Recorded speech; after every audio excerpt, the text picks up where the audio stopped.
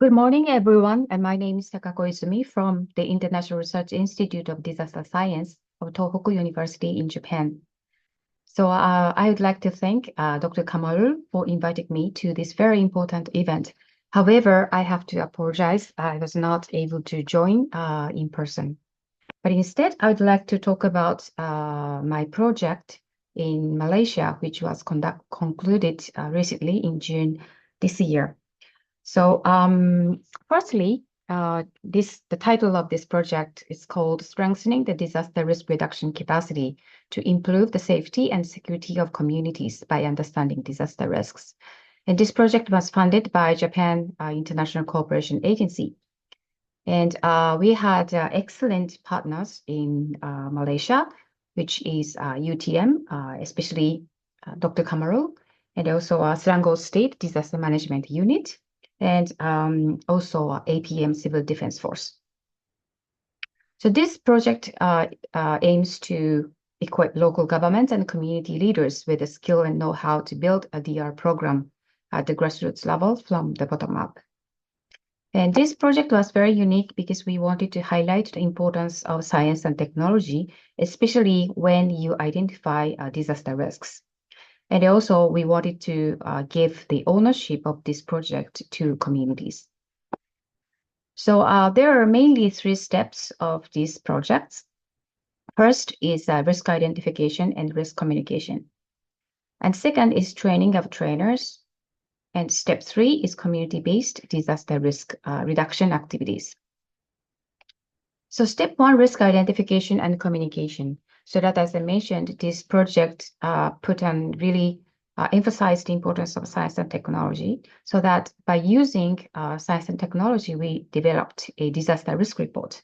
So we shared the disaster risks in 4 areas, which was targeted of this project, and how disaster prone these areas to floods and also the landslides. Then after we published this disaster risk report, we shared disaster risks with the communities and also the local government. Then second step is that training of trainers. And before we starting the TOTs, we developed a training of trainer guidebook for planning and implementing community-based DR programs. So through these training programs, we trained 31 main trainers, and also master trainers, and also 81 community trainers. So that then more than 100 trainers trained in this project.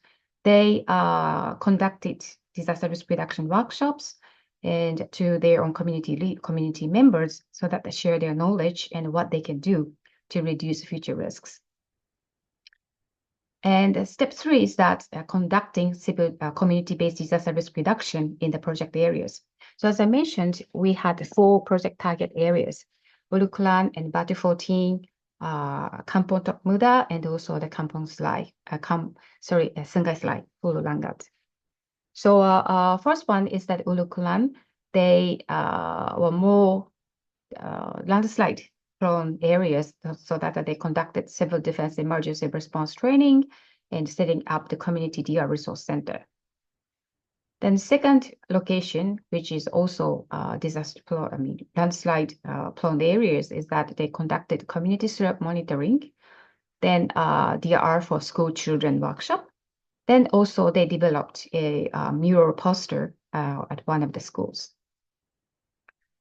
Then for the areas which are flood prone, and they also developed a evacuation center location maps, and also we explained the mechanism of the early warning system, so that when they received early warning signs or silence, what kind of actions the community have to take. So we explained the details in this material.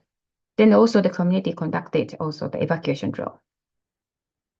So this is also the same flood-prone areas. Then, but knowing the flood is often caused by the trash, so that they also conducted the trash cleanup event together with the children and also the families. Then, in addition, they also developed a evacuation center location map and also early warning system. Then they also conducted the evacuation drills.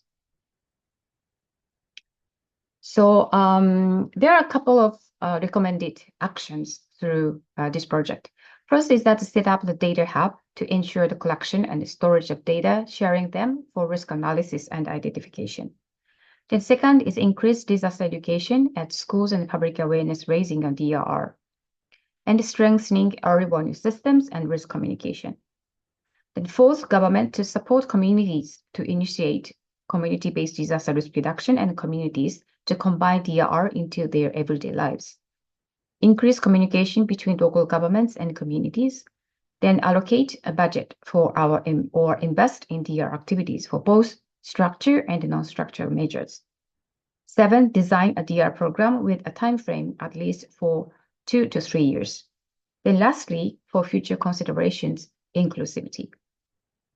So at the end of this project, we conducted a information sharing symposium, inviting government officials from different states, so that in this symposium, the community leaders presented what they have learned through this project, and we also asked them about what changed before and after this project. So their answers is that the DRR knowledge was increased, and also relationship between the residents and the community leaders became better. The interest in environmental issue is increased, and the collaboration between municipalities, the state government, and the community members. And also the usage of scientific data was useful. So the impact of this project, we can see the mechanisms for sustainability was established. So usually the state government, at the end of this project, and the state government assured the budget allocation for disaster risk reduction activities. Then SDMU and also APM, they are responsible for implementing this project. Then also government, municipalities, and community leaders will join the project as a trainers and conducting the training programs and also the workshop. And the second impact is that this project managed to change the mindset among communities about disaster risk reduction. And one of the community members said disaster risk reduction now became a part of their lives. And also sort of the disaster risk reduction network was established among mainly government agencies and offices. SDMU and APM, JPS, JMG, Department of Education, and district offices. They also mentioned they could establish the network among these government agencies. And another, for next step, and we can consider it is very important to approach younger generations. And also it is crucial to have knowledge of various risks, not only natural hazards, but rather including environmental issues beyond natural hazards. However, the teachers have no time to gain further knowledge on these issues, so that the trainers trained through this project can help to disseminate the knowledge about disaster risk reduction and also to talk about environmental issues as well. So that these are the major results from this project, and thank you very much for your attention.